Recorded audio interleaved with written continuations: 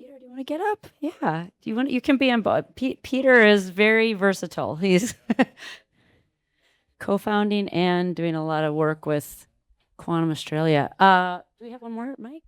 That's right. There we go. This one. There you go. All right.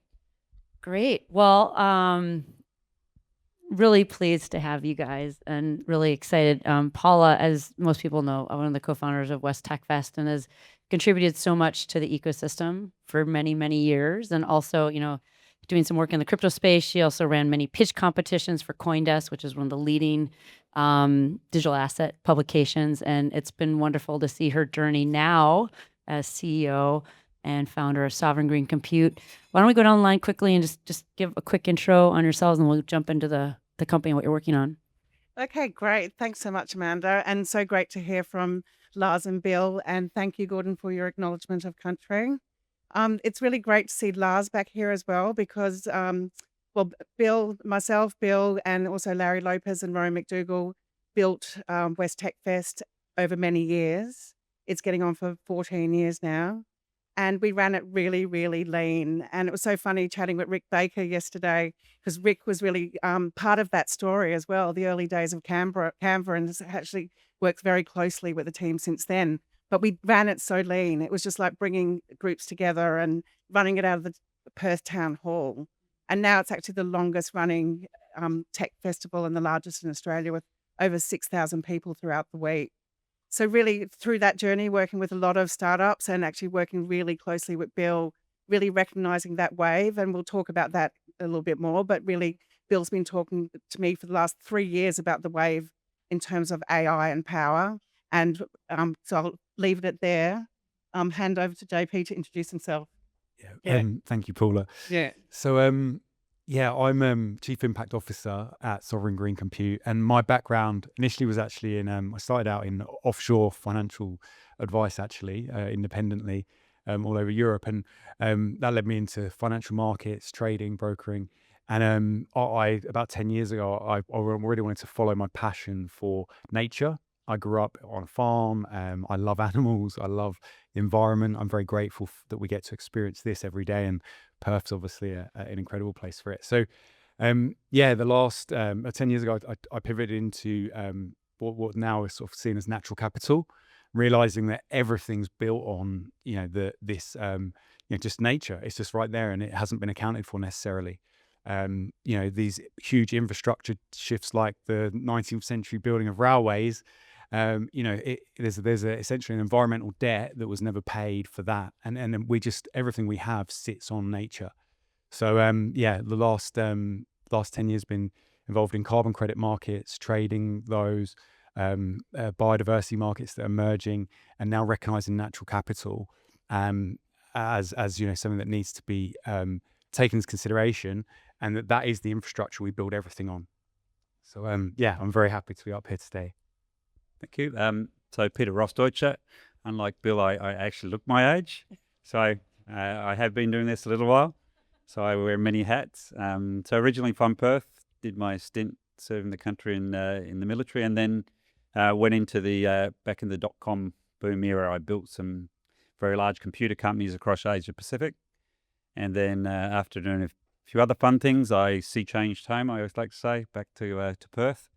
And at the time, there really wasn't a lot of tech. And so I've built 3 tech businesses and sold them, led some others, Micromine and some other unicorns myself. So probably the last 15 years has been funding ecosystems. And I know a few folks in here involved with a few LPs, LP on a few programs.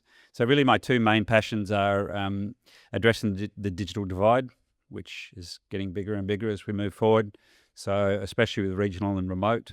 And then on the other side, helping build pathways for Australia's research commercialisation. So, we do lead in many areas of research, but really getting impact that flows through to all Australians. That's my second area.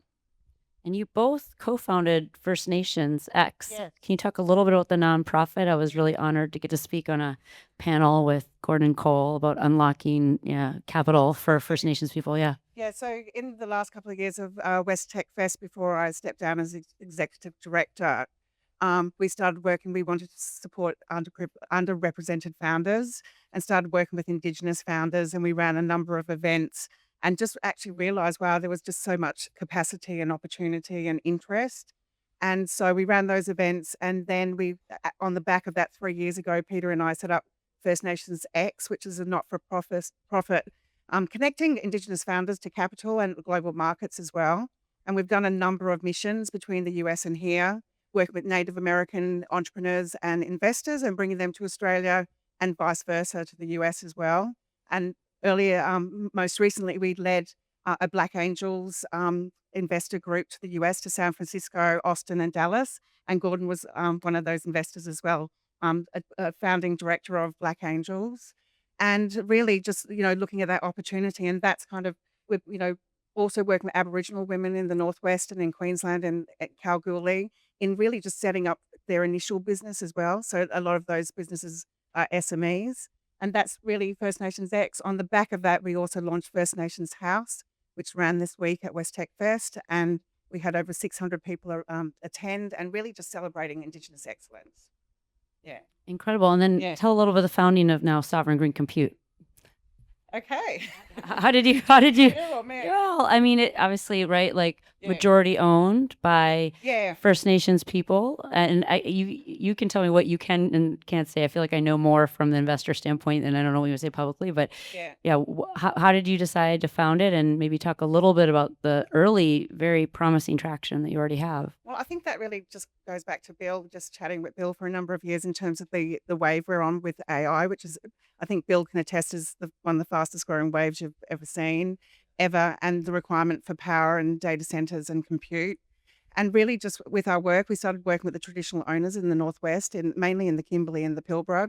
And really, as Peter mentioned, addressing that digital divide, but looking at how, okay, this is a great opportunity, particularly for Western Australia, because we have native title ownership, we have great opportunity to renewables and power and cheap electricity.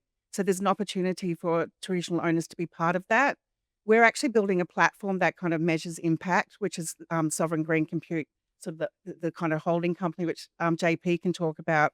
It's really a nature capital platform, which really brings nature capital projects to digital infrastructure.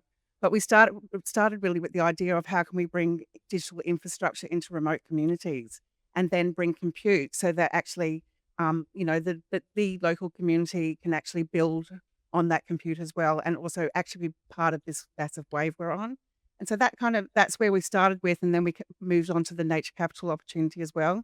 But we've got a lot of interest. We wanted to go small. We've got a great model of 1 to 2 megawatts in some communities, but there's and that's what we started with. And Bill's like, no, you need to go bigger. You need, and so now there's interest in the Kimberley to start with a 200 megawatt, 200 megawatt data center, 900 megawatt solar farm, and we have NVIDIA really interested in that as well now. So I think there's opportunity, and we met in Santa Cruz a few weeks ago with NVIDIA and Mitsubishi. Do you want to say something about that? Do you want to talk a little bit about it? Or what do you see, Bill? Obviously, you've been following the space for a long time, and you talked a little about the needs for power. So where does this fit, and what is their kind of competitive advantage here? Yeah, so obviously the data center space, it's all about total operating costs in the end, and getting the right vendors and suppliers to support you, because it's very capital intensive, and trying to figure out the right financing model to make sure it's scalable. And trying to line up. I mean, there's so much demand now. It's not that you just stick your hand out into the water, but it's kind of like that, And so, I think in this region in particular, the cost of electricity is lower than almost anywhere else in the world. And so, on an ongoing basis, there should be a way to figure out a model that is more cost effective. And if you can get the GPUs, and senior vice president of Jensen and I, we did work together. I was his largest customer out of Canada for a company called Hut 8 Mining 5 years ago. Still in touch with them, and a senior VP of NVIDIA. They're leaning in because they want to build an AI factory here somewhere. Microsoft is interested as well. And then there's 3 main vendors of electrical equipment, GE Vernova, Mitsubishi Heavy Industries, and Siemens. And I managed to get the the guy that runs Mitsubishi's the unit that handles the transformers and generators and all that stuff woven in, and they're interested in supporting too because it's a big opportunity for them. But I feel like we've got a lot of the building blocks filled out, and a lot of that gear now is hard to get because I remember when I was building data centers in the late '90s, I had to jump the line in a backlog to get some transformers and take $7 million of our venture money to move up the line just to get some transformers. I couldn't believe it, but we didn't have revenue unless we did that, and so I think we're queuing up all the supply chain now.